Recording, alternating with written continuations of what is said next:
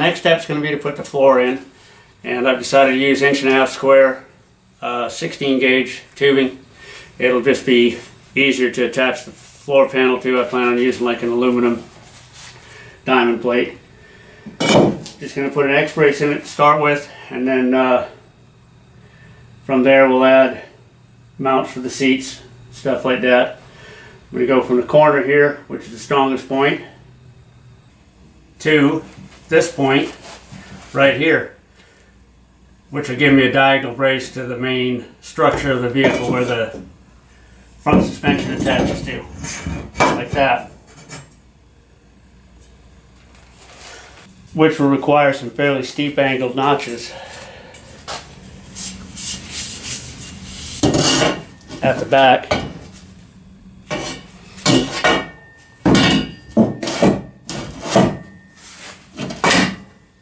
And a much easier to do, much shallower angle at the front, which is why I did the back angle first. Cut those notches, got that bit, and then I made this angle.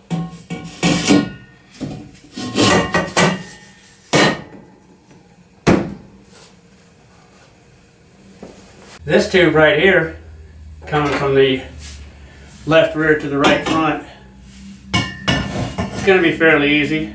Still got the steep notch in it.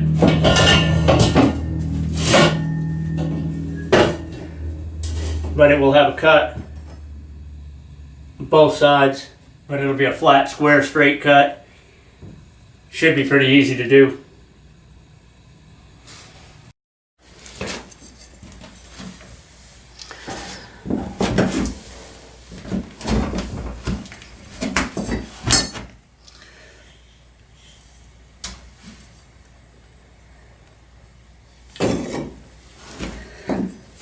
So the table has the red grid lines on it,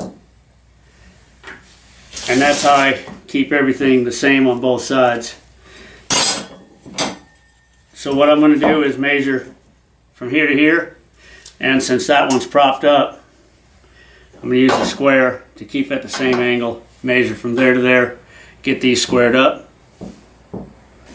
I have this tube braced into position, keep it from just jumping around. Luckily enough, I don't know if you can see that on the camera, with that sitting right in the notch, I'm just past the red line. So I do the same over here.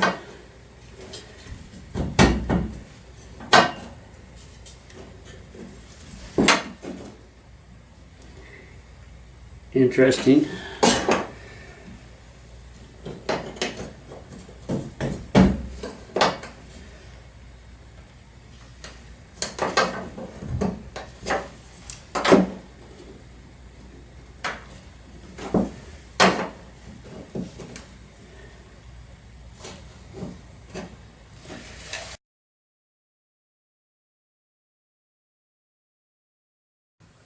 I'm in another comfortable spot, mostly just so I can get this on camera.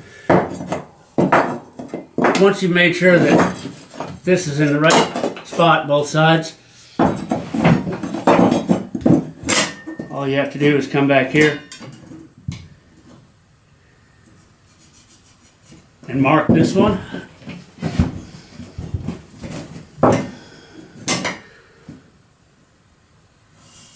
On both sides, and then across the top. Then that'll be the piece for the other side.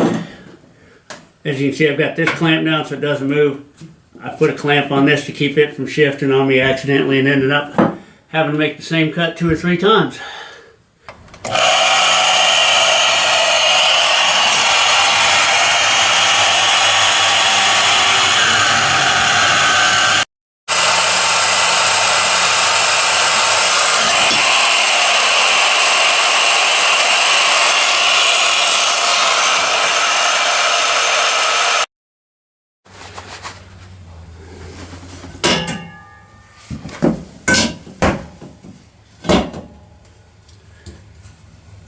And that one fits where it's supposed to.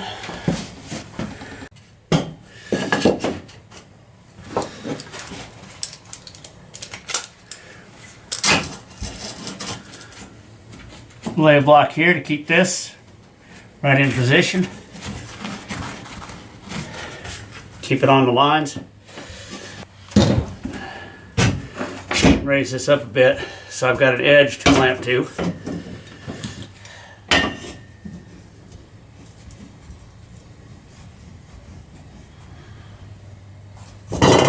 That'll give me something to hold this straight in line. Whoop. Got to use the angled end.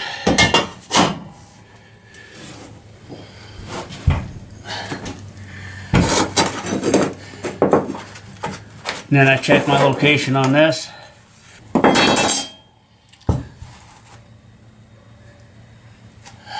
So I'll be right back. Got to do a little measuring. I seem to be off just a tiny bit, less than 1/8 of an inch right here, but initially I had this tube way down here. I have to jack it up so it's almost parallel because my marks on the tubing came out to be at an angle because this was low, so it was angled like that. Bringing it up to where it's just a 1/8 inch below that will give me a straight line on it.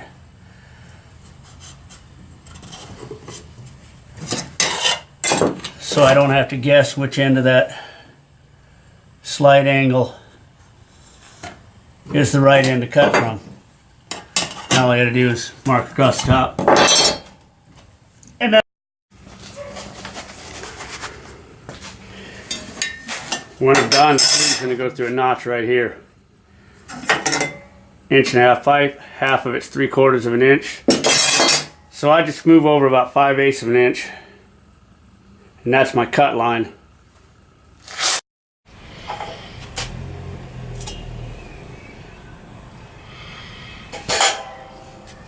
So I set the angle up just by setting anything that's straight along the edge of the hole saw.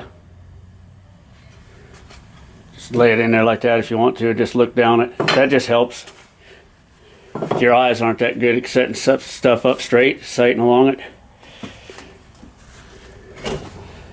Oh, and I want most of that line to disappear because of the way we did it with the square.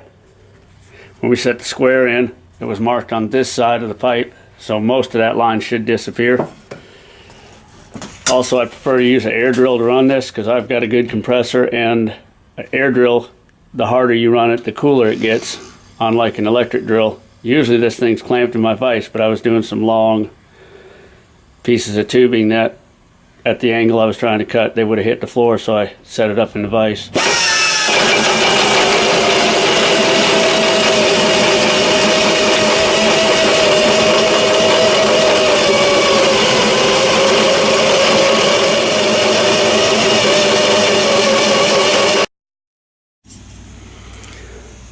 I just left my marks on there. I wanted the mark to just disappear. So we'll test fit that, and I always try to aim a little short. You can always grind just a little bit out. So if we did this anywhere close to right, it should come pretty close to fitting in here.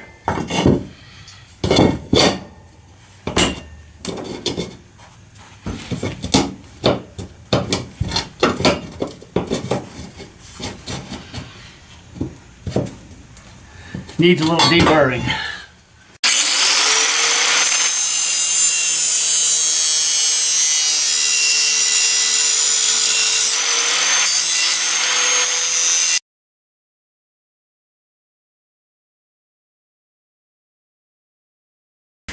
And again, it's got to be getting close by now.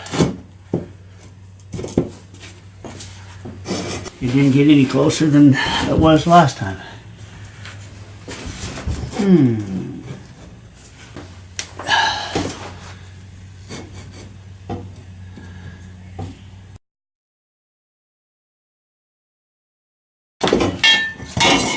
think it's touching right here and right here. All right. Voila. That does it.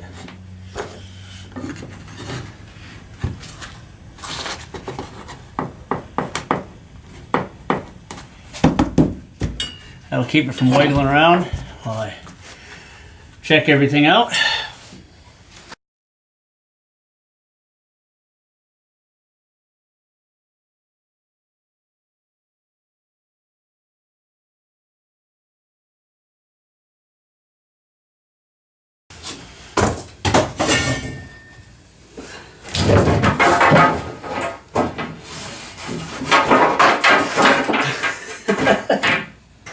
Okay.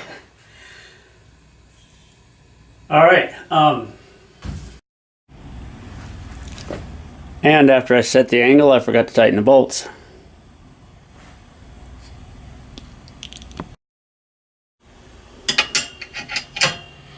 These are the kind of things that happen when you're moving a camera around and shooting video, I guess. Because I'd never make a mistake if I wasn't doing videos. No, never.